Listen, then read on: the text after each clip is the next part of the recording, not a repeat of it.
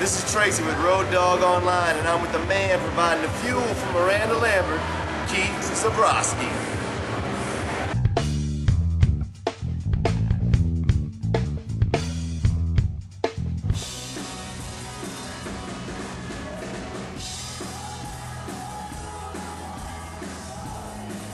Keith, your musical journey started in New York, and it ended up in Austin. So tell me what happened. Start at the beginning. Well, I lived in New York for about 22 years. Started playing drums in about 4th grade. Played in all the bands all in school, and loved. My background as I was growing up was playing in jazz bands and things like that. And I started playing in rock bands in about 7th or 8th grade with a bunch of people older than me. And what's really funny is my best friend from 6th grade, the other music guy in our school, the two of us wound up forming 9 Days. We played together for 10 years in different bands and things like that. It was the type of band where we were just playing out in clubs and trying to get signed and just trying to get a deal, get a band deal. And it finally got to the point, after a long time, when we had all just about had it. We had all kind of we were all to the point where we were just kind of ready to throw in the towel, just sick of trying so hard and getting nowhere. And I actually was the first one to up and leave, but I left. I just decided nothing was going on at that point with the band. I was a little tired of it. This before they got their deal. And, no way. So yeah, and I decided, you know what? I was even sick of playing drums. I didn't burned out? I was burned out. I didn't like what was going on in music at the time. It's kind of when the whole Pearl Jam thing came through, Nirvana, and kind of I was always a fan of songs and songwriting and hooks and just real good songs. And then when the whole kind of grunge thing came through, and kind of wiped the slate clean, and it was actually a really good thing, in retrospect now. But I just really didn't like what I was aspiring to even become a part of. So I sold my drum set. Really? I packed up my car, and I moved out to San Diego. Wow. It's far away from I grew up on Long Island, which is kind of out on the east end of Long Island in New York. And a lot of people hear that I'm from New York and think of New York City. Mm-hmm. But I grew up way out on the east end of Long Island, and so that's kind of where I came from. But yeah, and I got sick of New York. I got sick of the cold weather and just everything about it. And I looked at a map one day and I went, okay, that's as far away as I could go. So that's how you picked San Diego? That's how I picked San Diego. I sold my drum kit and I moved across country, and I didn't tell anybody that I was even a musician. I was taking a total break. I left the band, and John, my friend from grade school, he's the lead singer and guitar player. He even said to me, I'm going to give this thing one more year. He said, I'm going to give it 110%, even though we've been giving 100%, the entire time. So I'm going to give it one more year, and if nothing happens, I'm done too. And in that year, they finally got a deal, got signed to Epic.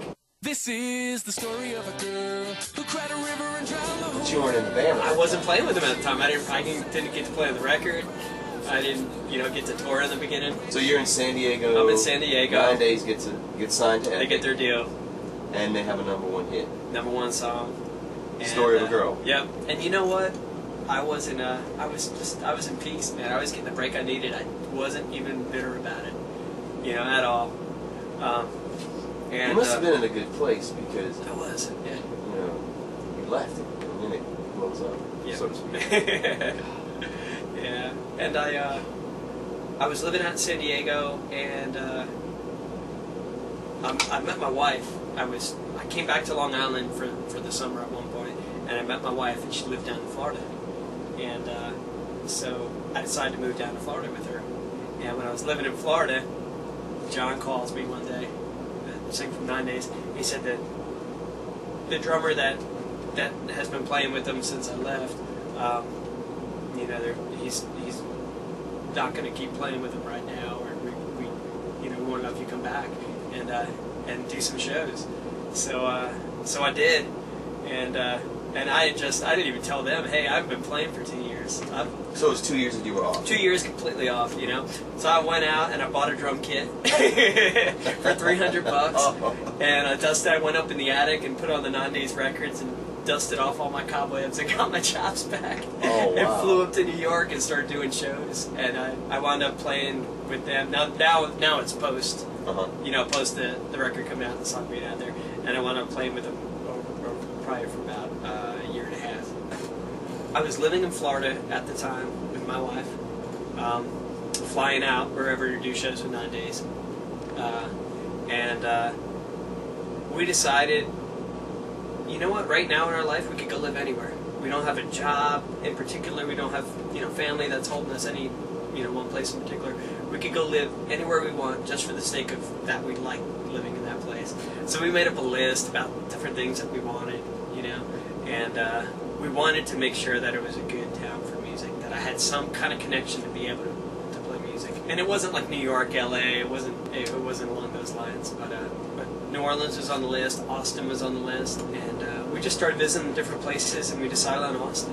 Austin is a great city. It's just such an amazing place. There's so much music there. I'd moved to Austin. I've been playing on the big stages, big national band type of level, and I started, kind of put myself out there in Austin, saying, professional drummer available for hire or whatever,